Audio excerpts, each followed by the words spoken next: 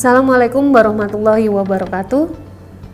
Ketemu lagi dengan saya Desi Putri Andini SEMM dalam mata kuliah auditing. Pentingnya mata kuliah auditing di sini adalah untuk melihat kesesuaian antara laporan keuangan dengan PSAK serta kewajaran dari laporan keuangan yang dibuat oleh suatu unit bisnis ataupun entitas non-bisnis. Karena laporan keuangan merupakan bentuk pertanggungjawaban dari manajemen terhadap stakeholder. Untuk itu, kewajaran dari sebuah laporan keuangan harus diperhatikan. Mata kuliah auditing ini memberikan penjelasan dan keterampilan teknis kepada mahasiswa terkait bagaimana cara melakukan audit dan melaporkan kertas kerja audit sebagai laporan telah dilaksanakannya auditing dan memberikan opini tentang laporan keuangan perusahaan yang telah dibuat. Mata kuliah ini akan mempelajari beberapa pokok bahasan, diantaranya 1. Pengauditan dan profesi akuntan publik, 2. Standar audit, 3. Laporan audit, 4. Tanggung jawab legal auditor, 5. Etika profesi, 6. Tujuan audit, 7. Bukti audit dan kertas kerja audit, 8. Sistem pengendalian internal, 9. Kas dan bank, 10.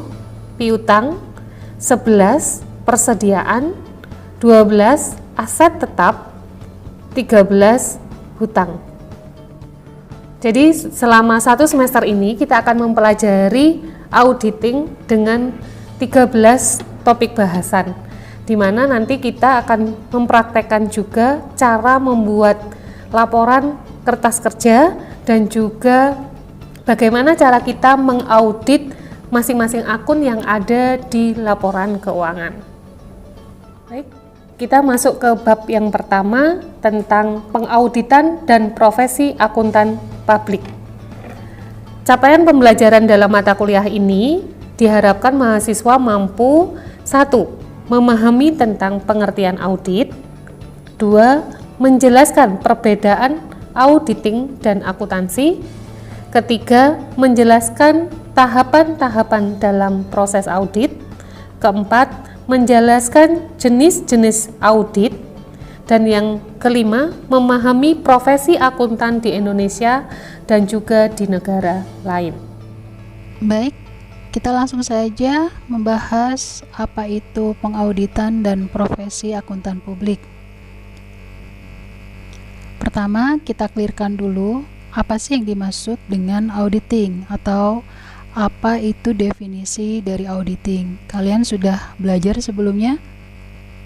Ya. Kalian pasti sudah mendapatkan beberapa referensi terkait dengan definisi auditing. Di sini saya akan menyajikan 2 definisi menurut 2 pakar. Yang pertama menurut Conrad, bahwa auditing adalah proses sistematis untuk secara objektif mendapatkan dan mengevaluasi bukti-bukti mengenai asersi tentang kegiatan-kegiatan dan kejadian-kejadian ekonomi untuk meyakinkan tingkat keterkaitan antara asersi tersebut dan kriteria yang sudah ditetapkan dan mengkomunikasikan hasilnya kepada pihak-pihak yang berkepentingan. Kemudian, auditing menurut Agus adalah sebuah proses pemeriksaan yang dilakukan secara kritis dan sistematis oleh siapa? Oleh pihak independen. Terhadap apa? Terhadap laporan keuangan yang sudah disusun oleh manajemen dan juga terhadap catatan-catatan pembukuan serta bukti-bukti pendukungnya yang tujuannya adalah untuk bisa memberikan pendapat mengenai kewajaran dari laporan keuangan tersebut.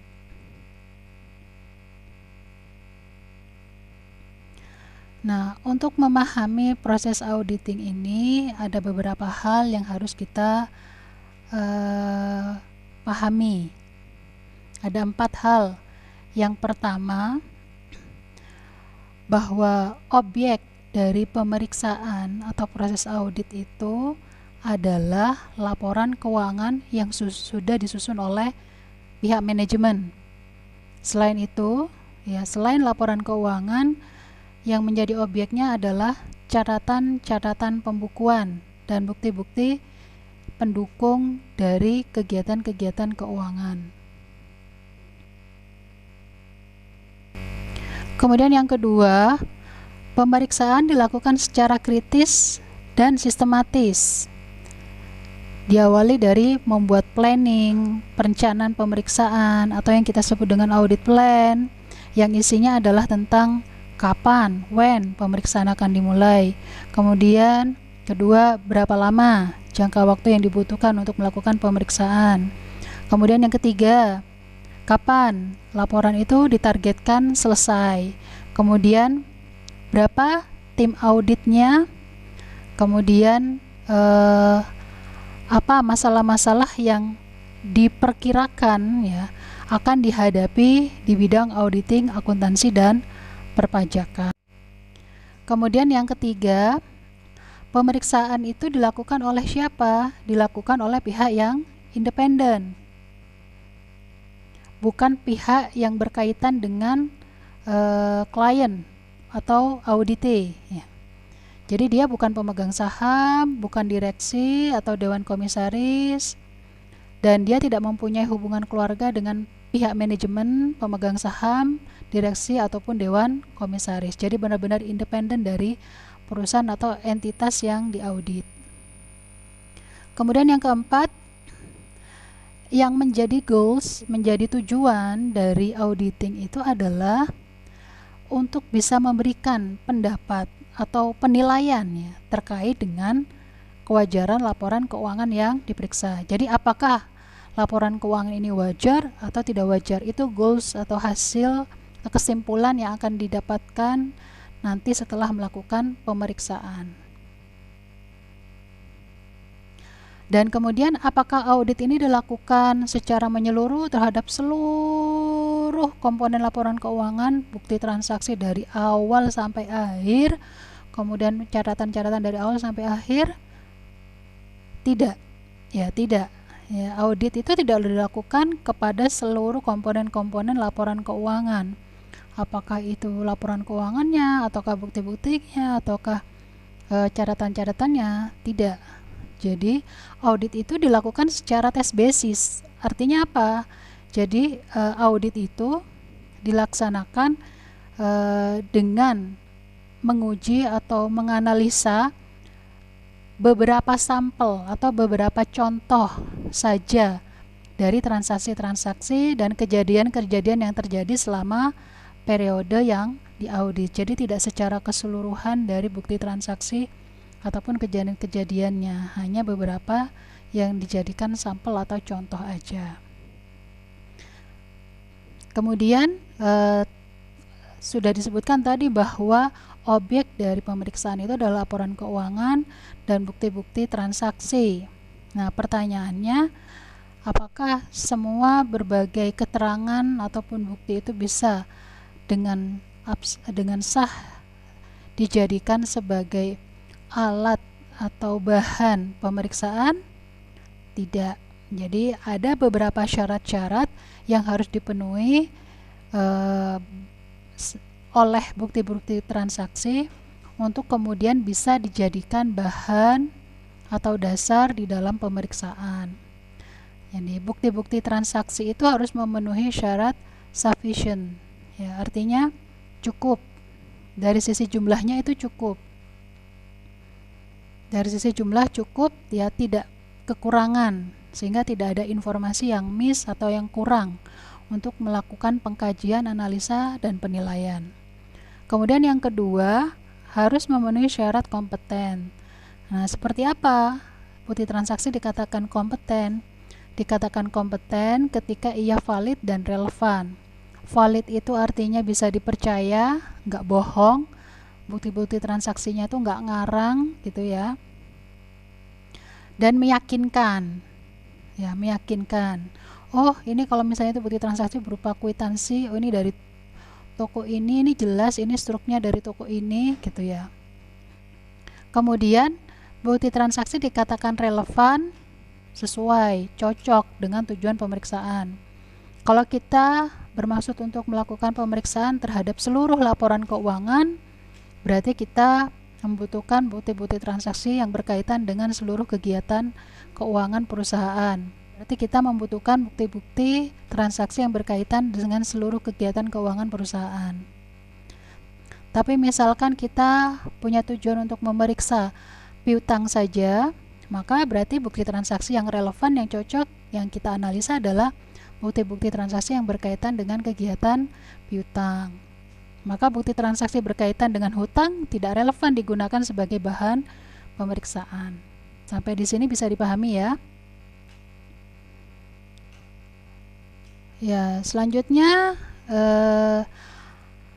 mungkin di antara kalian atau di antara kita ada yang sedikit rancu nih, apa yang dimaksud dengan auditing dan akuntansi, bedanya itu di mana gitu loh. Kan sama-sama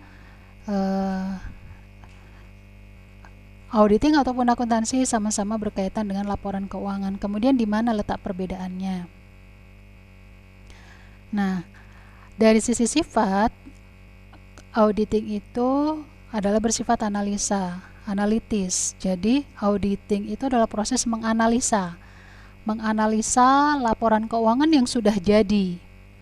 Berikut juga elemen-elemen yang mendukung pembentukan atau pembuatan laporan keuangan. Jadi menganalisa kecocokan laporan keuangan dengan elemen-elemen pendukungnya seperti buku besar, buku harian, bukti-bukti pembukuan, dan yang lain-lainnya. Artinya laporan keuangan yang sudah jadi kita analisa, kita lihat kesesuaiannya dan kebenarannya. Kemudian kalau akuntansi itu bersifat konstruktif. Konstruktif itu artinya menyusun, membangun. Jadi dari awal terjadi transaksi, mencatat bukti transaksi, kemudian dilakukan penjurnalan, buku besar, kemudian neraca saldo, penyesuaian, neraca lajur, sampai menjadi laporan keuangan.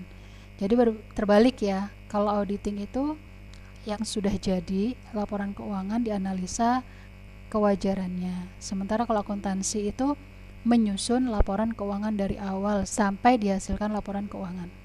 Kemudian kalau dari sisi pelaku, perbedaannya adalah auditing itu dilakukan oleh akuntan publik, sementara akuntansi dilakukan oleh pegawai internal perusahaan bagian akuntansi.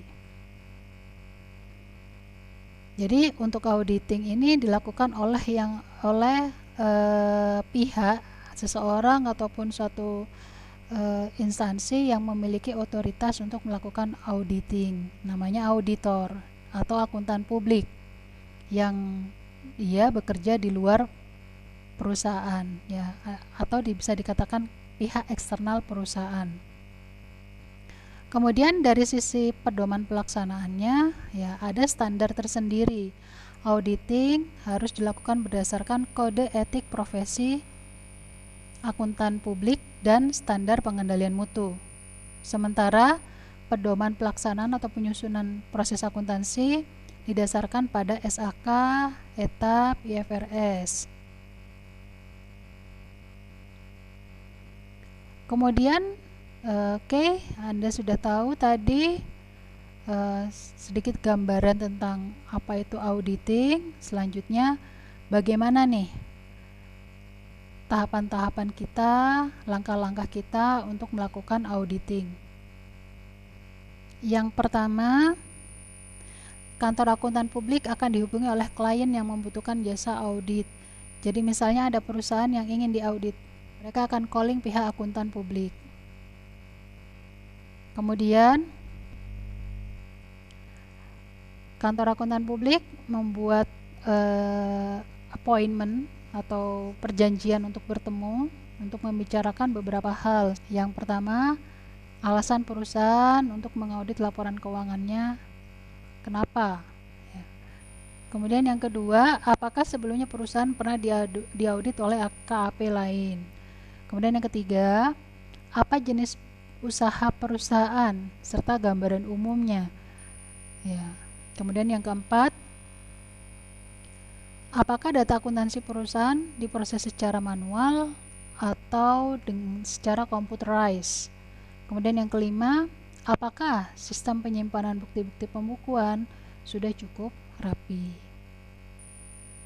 Setelah hal itu dibicarakan, maka tahap selanjutnya KAP mengajukan surat penawaran yang isinya adalah yang pertama tentang jenis jasa yang akan diberikan oleh KAP itu apa, biaya auditnya berapa, kemudian kapan audit itu akan dimulai, kemudian kapan target pelaporan itu akan selesai dan diserahkan, dan yang lain-lainnya.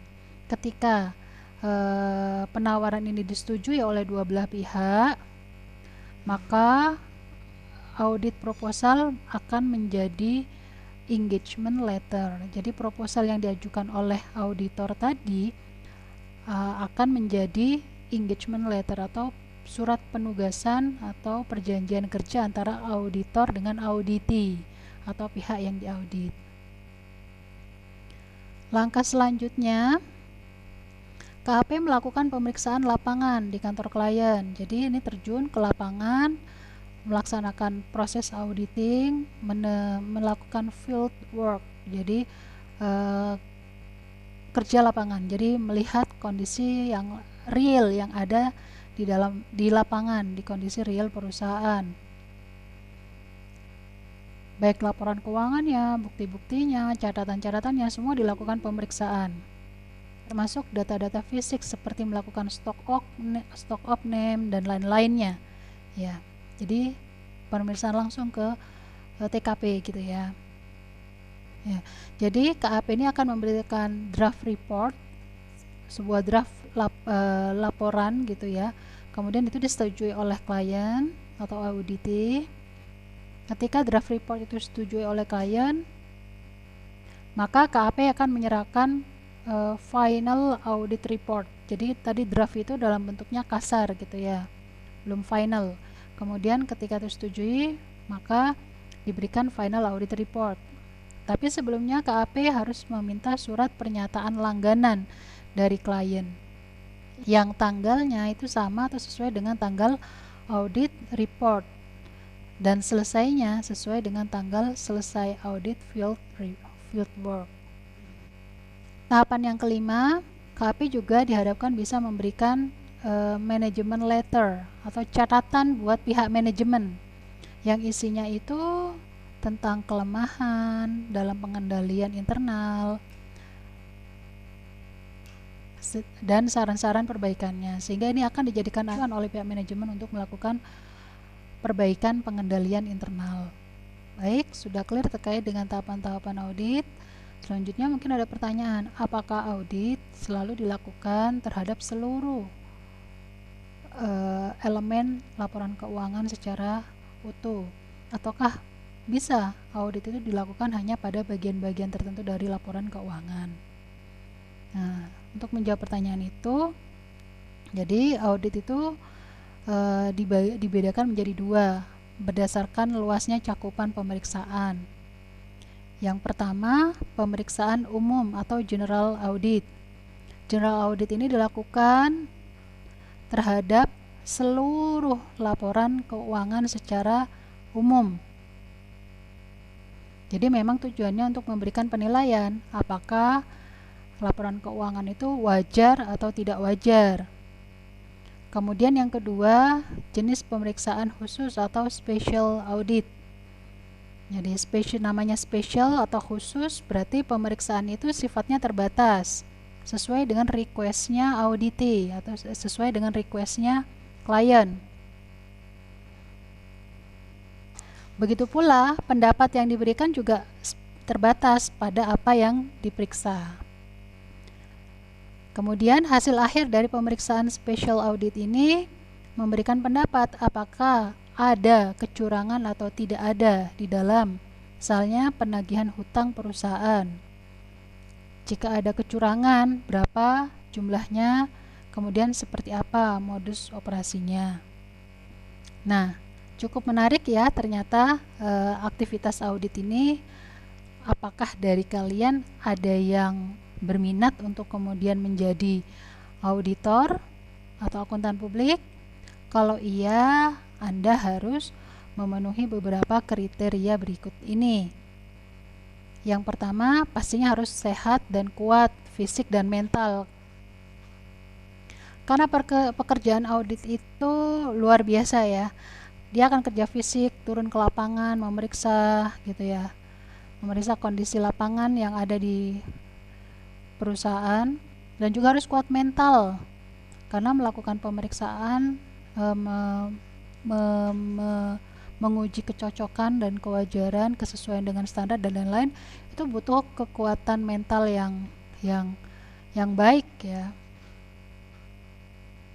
Nggak mudah lelah, nggak mudah stres ya. Jadi Anda harus memiliki kekuatan fisik dan mental. Yang kedua adalah cerdas. Tidak tell me, maksudnya tidak telat mikir ya, cepat tanggap. Karena aktivitas auditing itu kan adalah aktivitas yang berupa analisa. Dia butuh kepekaan yang tinggi untuk bisa mendeteksi ketidakwajaran, ketidaksesuaian.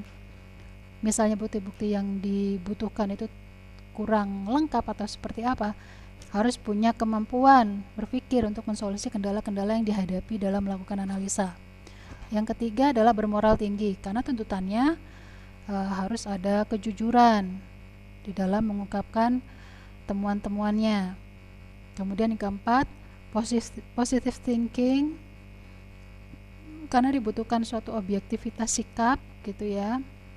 Jadi nggak boleh skeptis gitu. Jadi butuh pemikiran yang positif dalam melakukan audit, agar tidak terjebak pada asumsi-asumsi dan kecenderungan pribadi. Jadi dugaan-dugaan yang diajukan itu harus benar-benar sesuai dengan data, bukan dengan persangkaan. Kemudian yang kelima, rajin, jujur, dan penuh keingintahuan ya. Rajin ya, tentu butuh sikap rajin karena pekerjaannya itu tidak mudah ya. Kemudian yang kedua, jujur, agar hasil yang diperoleh itu benar-benar sesuai dengan realitas. Kemudian penuh keingintahuan ya. Jadi tidak mudah menyerah dalam mencari tahu, karena memang itu pekerjaannya, itu tugasnya, itu mencari tahu, menganalisa, mencari tahu, menganalisa. Kemudian yang keenam, sopan, supel, dan bisa mengendalikan emosi, karena ini pekerjaan yang mungkin akan bertemu dengan pihak-pihak yang tidak bisa cooperate ya, bisa bekerja sama. Maka ya butuh kemampuan bersikap interpersonal yang baik ya, sopan, supel, dan bisa mengendalikan emosi. Kemudian yang ketujuh, bisa bersikap tegas, tidak mudah dipengaruhi orang lain, agar analisa-analisanya dihasilkan dari pengamatan yang benar-benar sesuai dengan realitas yang ada, tidak di bawah tekanan orang lain. Kemudian yang kedelapan, tidak mudah atau cepat percaya, tidak juga terlalu mencurigai orang lain. Jadi ya, karena ia harus melakukan analisa pemeriksaan secara akurat dan memastikan segalanya terpercaya, korelasinya juga bisa dipercaya, maka seorang auditor tidak boleh mudah percaya. Tetapi dia juga tidak kemudian mudah mencurigai orang lain. Yang kesembilan, bisa bekerja dengan cepat tetapi teliti ya.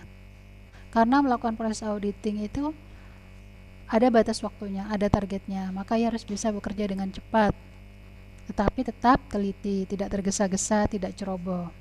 Kemudian tulisannya rapih dan bersih, ini akan mempengaruhi ketepatan dan kecepatan di dalam bekerja, tidak tenggo atau cepat pulang ya, tidak buru-buru pulang. Jadi tidak kemudian langsung go gitu. Memiliki sixth sense artinya kepekaan gitu, maksudnya ya bukan indera keenam kemudian indigo, bukan, tapi memiliki kepekaan terhadap hal-hal yang mungkin tersirat dari data-data yang ada gitu. Kemudian menguasai ilmu padi, artinya rendah hati ya, tidak sombong. Semakin ia berhasil, tidak kemudian semakin ia pongah, tapi semakin ia berhasil semakin kemudian ia rendah hati. Menguasai ilmu silat, nah ini kadang kan berhubungan dengan pihak-pihak yang mungkin akan merasa dirugikan dengan hasil audit ya. orang-orang jahat yang tidak menyukai hasil audit ini ya. Bisa jadi ada semacam ancaman-ancaman fisik yang itu bisa mengintai auditor. Nah, maka memang dibutuhkan ya kemampuan untuk membela diri, ya, menjaga keselamatan diri. Jadi, jika perlu kita menguasai ilmu silat. Kemudian yang ke-15 yang terakhir, Anda harus memiliki hati nurani. Agar dalam bekerja itu benar-benar jujur, apa adanya, tidak punya niat-niat buruk, sehingga kita tidak jauh justru dari aktivitas-aktivitas seperti merekayasa, melakukan kolusi ya dengan pihak-pihak tertentu yang memiliki kepentingan. Ya, kita benar-benar menjadi seorang auditor yang kredibel, punya kredibilitas yang baik. Itu tadi materi tentang pengauditan dan profesi akuntan publik. Semoga apa yang saya sampaikan bisa bermanfaat untuk kalian semua. Terima kasih dan tetap jaga kesehatan. Wabillahi taufik wal hidayah. Wassalamualaikum warahmatullahi wabarakatuh.